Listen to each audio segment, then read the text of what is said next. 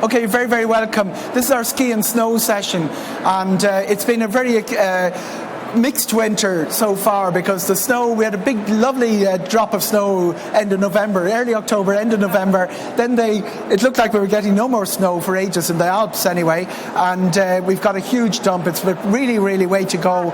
It's a playground at the moment, and there's loads of the stuff out there. What we're going to talk about over the next 30 minutes or so is how to get there, how to plan your holiday to get the best value and to get the best access to the snow. On the other side of the Atlantic, the Rockies are having a terrific time. It's real epic snow in the Rockies. The eastern side of New York, New Hampshire here in the hall as well, they've had a little bit less trouble with the snow, but we're very, very privileged to be joined here by the leading the two leading tour operators from Stelling Ski and Snow Holidays out of Ireland. Anthony Collins, moving from the right here, Anthony Collins from Topflight, and Orla from Crystal, and we also have Aileen representing the Ski Club of Ireland, and we have Ireland's leading ski journalist Catherine Murphy. You'll read her stuff in the Sunday Business Post every week, and she, I must say, it has to be said, Catherine, she's elevated the whole business of ski journalism and writing about skiing and conveying knowledge about ski to the Irish audience in the few years that she's been working in journalism, and well done, Catherine, on that. And she's very, very knowledgeable, not just of she'll tell you the best blue runs, and they're the ones coming back from the bar late at night as well, the best ways to make your way back. Without further ado, I want to ask Anthony, first of all, Topflight have been effectively educating the Irish public for many, many years on ski. You opened up new destinations to Ireland, you opened up resorts, introduced Austrian and French hoteliers to the Irish market over a long period of time. What's been happening? What do you see happening this winter? For what options have Topflight there for the Irish skier, and what are the market trends that you're noticing? I think in terms of destinations, one of the things we've seen over the last couple of years is, I think as the Irish skier has developed, become a little bit more sophisticated, that they're beginning to see more emphasis on the mountain as much as the resort. So we still have this the Irish desire for resorts to have good crack, good après ski, but we're finding more and more people say, look, I've skied here, I like the mountain, this is sort of runs, where can we go? And beginning to go maybe a little bit wider. So we're seeing more of the French resorts opening up, as well as some of the higher altitude Austrian resorts. The other trend that we've seen is a big part of the British market is the chalet holiday, whereas the Irish have tended to stay in sort of bed and breakfast and hotels, and we've seen a big increase over the last couple of years in the demand for that sort of full catered chalet holiday where people take over a property for themselves and their family or friends with a host looking after them. And so I think. And Orla, Crystal, winner of the Ski Tour Operator of the Year Award last night at the Irish Industry Awards. What's happening? What do you see? How are Irish people taking their snow holidays, and has that been changing in the last? Yeah. Well, we this year we put on an extra flight, a new flight this year, Dublin to Verona. So we've actually gone into the Dolomites in north of Italy. So that's been a great, absolutely gorgeous. Pink mountains, isn't it? Oh, it's just absolutely stunning during the summer and especially during the winter season as well. So we've opened up the likes of Selva, Val di Fassa and Positano and those areas as well, which easily accessible with short transfers from Verona Airport as well. We're obviously how long is the transfer? You're talking about an hour and a half to 2 hours up to those areas as well. So yeah, really, really good short transfers for families. Positano is brilliant for families. Big growth this year for families. Obviously we have Christmas, New Year and the 2nd of January. A lot of families went on their ski holidays. Midterm break is your 13th of February. But this year as well, Easter so early, so we've been very lucky this year. A lot of families are going away the 12th, the 19th and the 26th of March. So families have a great choice this year of going on and can choose their dates to go as well. So really good value for money as well on specific dates. So they're not stuck to the one date obviously all the time. So. And Aileen, there is a time to avoid if you're going skiing, really. It's Parisian midterm. It's a nightmare, isn't it? You're stuck at the bottom. You're stuck in a queue with 10 million French kindergartners in the same queue for the same lift. Indeed. How does it work? Price-wise, because very few holidays swing as much in terms of prices as ski holidays do? Talk me through the season. And of course, Patrick's Day is a secret weapon. Well, that's an interesting one this year. I suppose if you look at the ski season, the demand is always Christmas, New Year more so, and also half term, and they're the key things. What's very interesting this year is because Easter, Paddy's Day runs into Easter this year, so it's a really big issue. Easter is going to be very, very busy. That week before Easter is really in high demand. You won't get deals because all of Europe, and sometimes it's things we forget for the high season, is that everybody in Europe is on holidays at the same time. So it's not just about our kids and our half term, it's about the whole of Europe going on half term at the same time. So my view certainly would normally be that if you want a really good ski holiday and you want to get a really good deal, those 2 middle weeks in January are always fantastic for deals. The 2 middle weeks in January. They're always the ones where you can get things. But also, when you move into the springtime then, the beginning of March when the days start to get longer, and you just can't beat that blue sky, crisp white snow feeling. And guys, to make you really jealous, I was skiing on Tuesday morning in Austria, and I have to say it was blue sky, and this time of the year there was hardly anybody on the slopes, and it's just such a wonderful time to go on a ski holiday if you're not stuck for those half term and Easter and New Year dates. A lot of the Austrian resorts I know have a St. Patrick's Day thing where they've just identified this great week in March when only the Irish are there, and they target the Irish market. Well, there's a couple of resorts that are really going to town on Paddy's Day. One of them is Seoul in Austria, but Andorra is as well. Andorra is really kind of latching on to this whole Irish celebration. And the interesting thing, it's not just the Irish that celebrate Paddy's Day, it's everybody else as well. So you find, say, good resorts like Seoul, where there's lots of music. So the English, the Scots, whoever else, they enjoy the benefit of the day. And Seoul in particular, they like the slopes. So they're all lit up for night skiing, all green. It's an amazing experience on Paddy's Day. Catherine, most Irish people are not expert skiers. So when we go there, what should we do? Should we buy skis, buy our boots, bring our boots? Should we hire? What should we look out when we're hiring? Talk me through that experience. When you land in a resort and you have no idea what's going to happen next, and you walk into the ski hire, what are the questions you should be asking, and what are the things you should be avoiding? As a total beginner, I would say first and foremost, don't buy anything. Beg, borrow, steal. That's what I did the first time I went. I borrowed salopettes, ski jacket, everything, helmet, the whole lot. In terms of your equipment then, just hire.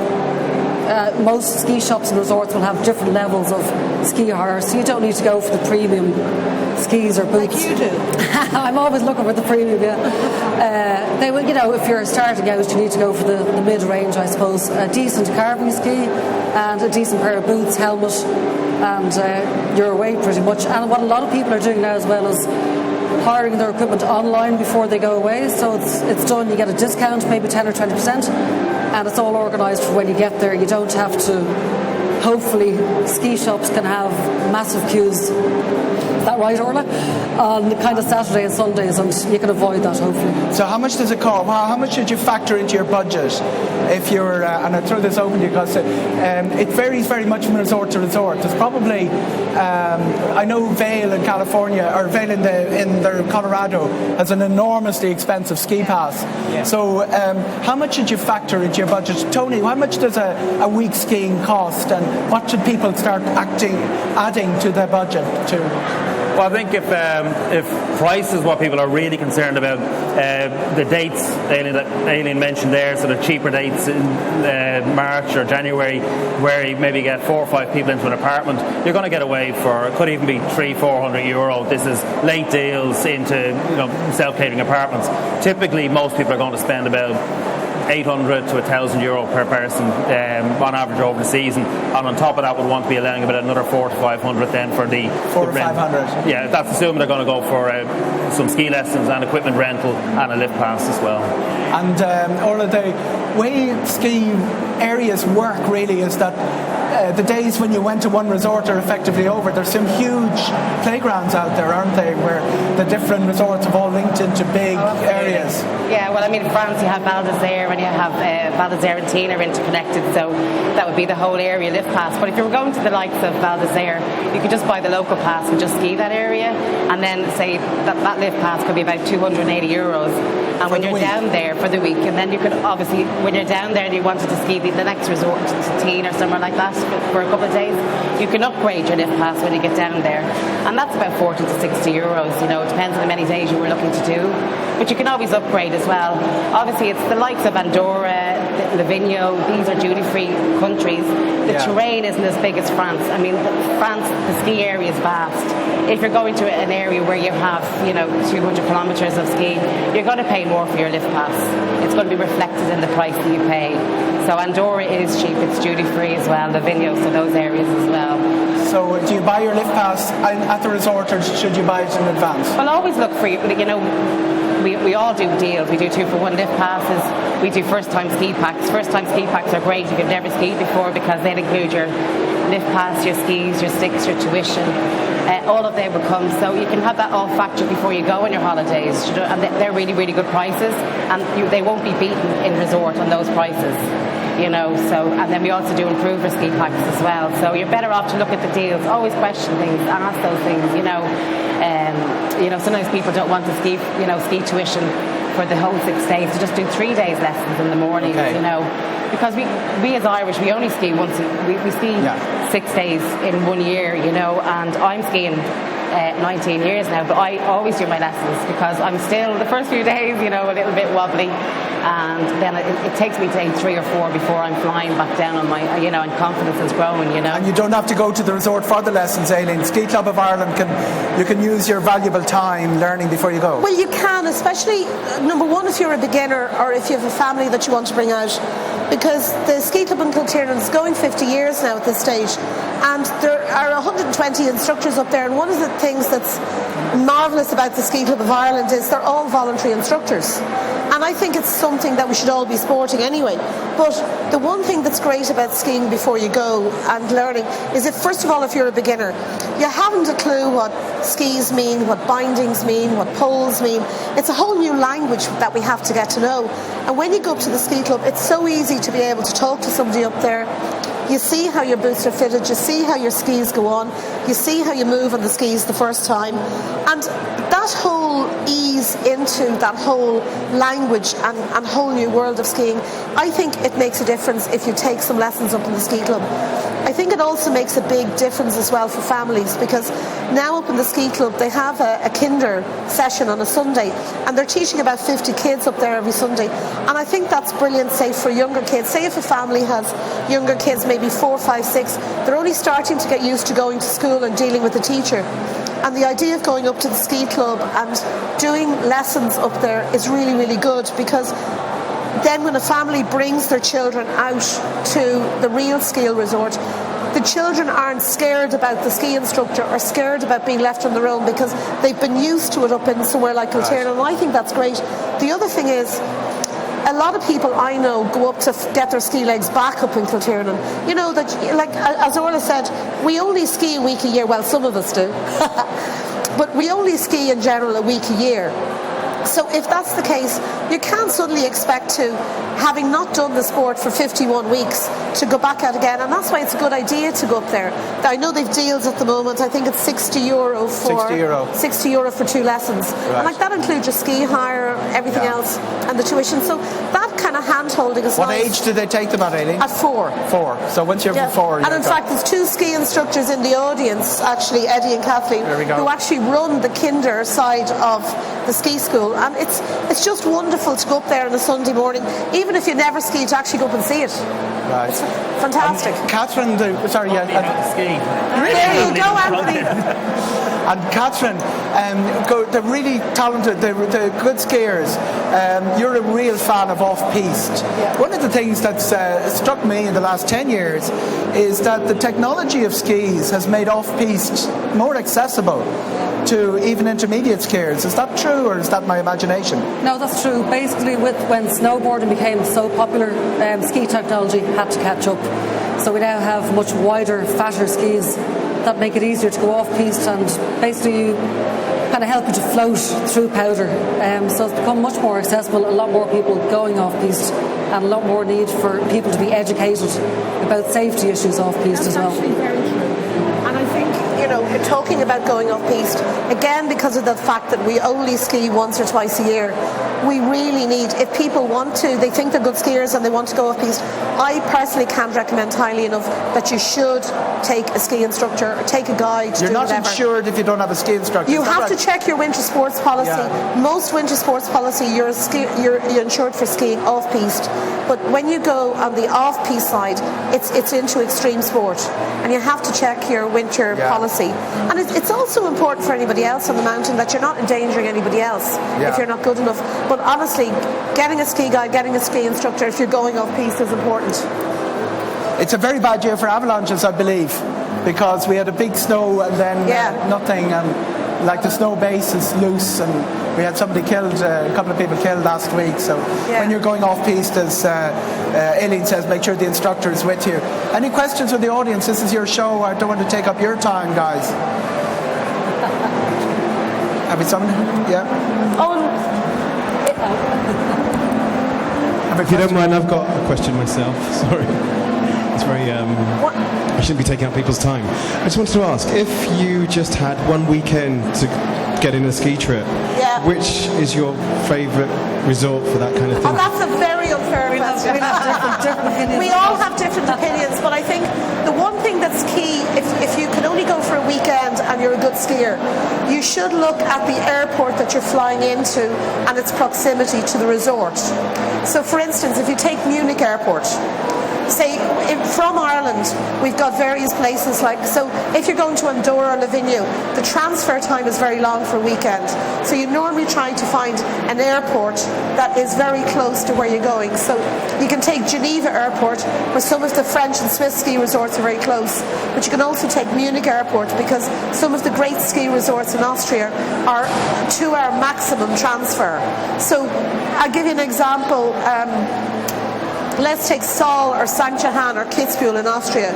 You can fly to Munich Airport, you land there at 10 o'clock in the morning, you can be in the resort at 1 o'clock, you can get an afternoon skiing in and buy an afternoon pass, you can ski the whole next day, and you can leave at 4 o'clock and be back in Munich Airport for the 8 o'clock flight that night. It gives you 2 days skiing.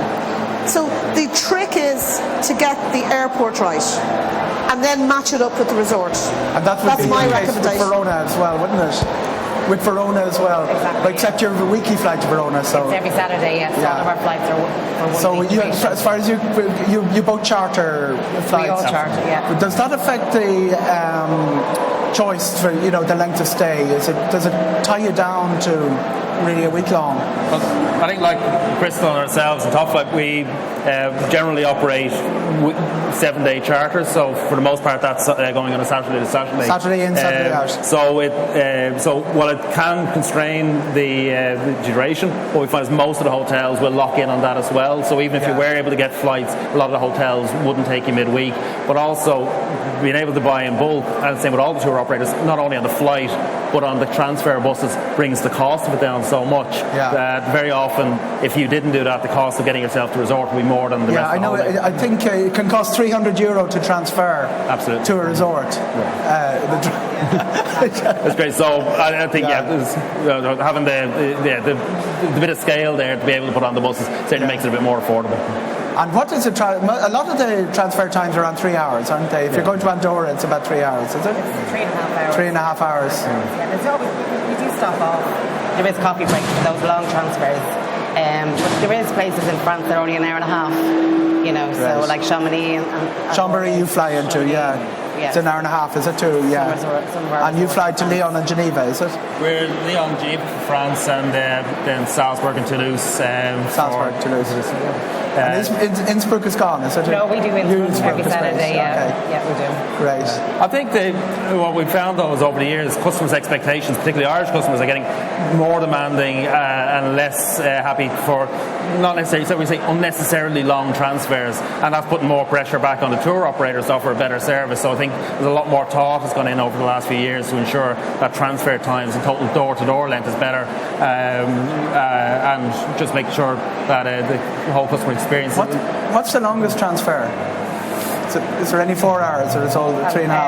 Well, Arnsall would be over 4 hours. Arnsall, 4 hours. If you're flying into Toulouse, it's over 4 hours. Toulouse. I've done it. And the shortest?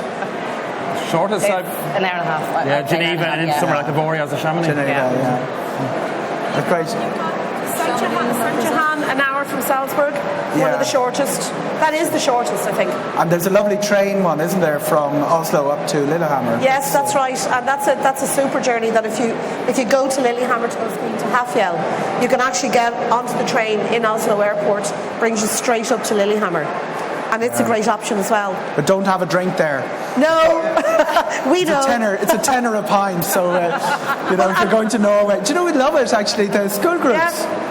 Because they can't, the kids can't afford the drink, and the other place that school groups they love is New Hampshire, because the kids can't get served without being over 21. Right.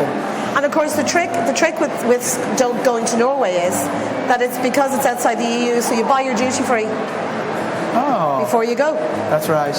And you mentioned really important, Andorra and Livigno. The drink is really, really cheap because it's all duty free. They're all duty free, absolutely. And you can load up with your bottles before you come back and take your 4-hour transfer back down the mountain. Yeah. Any more questions from the audience before the snow begins to melt? What tour operator does Lillehammer? Topflight too, or you can book it yourself. Yeah. We offer Lillehammer on we generally find people going to Lillehammer like to go for a short break, maybe a Thursday to Sunday or Friday to Sunday break. So we offer that with the flight up to Oslo, pick up the train, beautiful train journey. If anybody's seen the programme Lillehammer, it's that train journey up. You tend not to see it on the way in because it's dark, but on the Sunday coming back, it's gorgeous. And like Aileen says, a lot of this short breaks is about don't expect to gradually ease yourself into it. You'll arrive up to resort maybe late at night, be ready to get up in the morning bright and fresh and make as much as the last day as possible. Don't assume it's the last day, therefore take it easy, get back in the train, get out skiing, get the half day in and make the most of it. And Lillehammer very doable for I think like everybody else on the panel here, as part of the jobs we're always trying to squeeze in a sneaky day skiing at the end of meetings or trips. You'd be surprised what you can squeeze in, but Lillehammer's fabulous. And Trussel is great as well. I've done Trussel in Norway. It's not as famous by any means. The thing that nobody can put in a brochure, and the secret of skiing, I'm going to ask both Aileen and Orla about it, but nobody can actually say it. You won't read it in any articles or you won't see it on television. But one of the great joys of going on a ski holiday, if you're a girl, is the instructor. Yay! Does everyone fall in love with their ski instructor, Orla? How can you the last capture in that question? Aileen, you're on. Right. Oh, this is very unfair. No, okay. And we can bring Lederhosen into it as well for Austria. I think there's a magic about a ski holiday. I think when you go into ski school, I suppose, I don't know whether it's the man in uniform. I think it's the person in charge. I think it's about learning something. There is a magic about going into ski school and having your first ski holiday or your second ski holiday and just enjoying the crack that you have in a class with an instructor. There is a magic about it. And, even now, you think about that and you think about there's just a magic about it. I read somewhere that people only spend 4 hours a day on the snow on average. Is that true? Well, it would be about 4 or 5 hours, because the afternoon it gets icy or it can start melting. Well, look, if you go to ski school, say in Austria, it has had the longest ski school of all the ski schools, so you get 2 hours in the morning, 2 hours in the afternoon, and traditionally your instructor tends to stay with the class. So there's a lot of local knowledge that you get, particularly in Austria. In Andorra, the classes are slightly shorter. In France, they tend to be mornings or afternoons. So it depends what you're looking for. It is a big thing if you're a beginner, say, going to Austria, because the fact that you get 20 hours tuition for the week means you should be able to competently come down a blue slope by the end of the week, and that's a big achievement for anybody. And the après-ski, Catherine. I know nothing about that whatsoever. I'm too old for it. Is it true? I mean, a lot of the French resorts are custom built. and the Austrians tend to be more villagey. Yeah. Although there are Val d'Isère and places that have been. There are exceptions in France, obviously, but which is the best après-ski, and what's après-ski like? Is it sort of as manic as we saw in... It depends on whether you go away with Aileen on a trip, really. I think Austria has the reputation for the best après-ski, and certainly it depends on what you're looking for. St. Anton has this massive reputation, but some people find St. Anton's après-ski too much. For me, I'm gone kind of beyond it. I want small resort, 2 or 3 bars, a wine bar, and that's it. Is it expensive? I do remember a round of drinks costing €120 in Verbier or something like that. Yes, I remember that. One of the reporters from the Where to Ski and Snowboard guide this winter told me that the price gap between France, Italy and Austria has closed a little bit. I don't know whether anyone else is seeing that or whether you're hearing stories like that. But certainly in the big name French resorts, you're talking €7-8 a pint, €8 for a glass of wine, just like Dublin. Yeah, whereas Italy and Austria will be more reasonable. Whereas it was I just came back from Austria yesterday, and it was $3.60 for a pint. $3.60, okay. In the resort that I was in. And hotel prices, Anthony, the way it used to work was Andorra was cheapest, and then Austria, and then France. But Andorra's prices have been floating up, really, haven't they? And I think they have floated up, and maybe they pushed it a little bit a couple of years ago. And I think they maybe didn't have a lot of visibility of what was happening in the rest of Europe. They thought it was just about themselves, and people moved away from it. But the prices have stayed fairly stable the last few years, and just in the last year or two, we're seeing a lot more demand going back into Andorra again. And either of you, are you going back to Bulgaria? Because there is Bulgaria out of Belfast, I think, but there's nothing out of Dublin. There is, but not this year. Not this year. We've no plans at the moment. No, it's a beginner's area, really, isn't it? It's beginners, a young gentleman's haven, I think. You learned to ski there, okay. Any more questions before we move on to our next session? I just have one comment that I think is kind of relevant if nobody has any questions, because we kind of a really mixed group in the audience. There are so many other things that you can do if you pick the right ski resort as well, because there's a big trend now from so many people going walking that you can do winter hiking, you can do snowshoeing. Maybe if you don't feel you're able to try skiing, you could do cross-country skiing, or if you're a really good skier, you can try ski touring. And, in a lot of the resorts, say in Soldeo, places like that, Livigno, you can do skidooing, you can do husky dog sledding. There are so many other things that you can do, so that if you're thinking about it as a family holiday or a group of friends or even an older group, you don't always have to think about skiing. You can go to a spa resort, like, if you take Caldeo in Soldeo, people could have a wonderful holiday there. Go to the spa, a few grapefruits. Right. Go to the spa there and, do things like that and enjoy shopping. There's loads of other things you can do. So even to think about a holiday where maybe the grandparents come or the kids are too young, just to think about a little bit broader, that it's a wonderful winter holiday as well. So non-skiers have lots to do. Yeah. Well, so we brought my wife's parents away with us a couple of years ago to Avoriaz, and that would almost be a pure ski resort. You wouldn't think of anything else. They said it was the best holiday of their life. So they didn't ski, but just the atmosphere and being up so high in the mountains, and the mountain air and the views was incredible. They said never had anything like it. Right, so thank you very, very much to our knowledgeable panel. Anybody else want our last question to throw it in? We've got different people with different abilities and knowledge here. Thank you very much, guys. Appreciate you taking the time to come up here. That's great.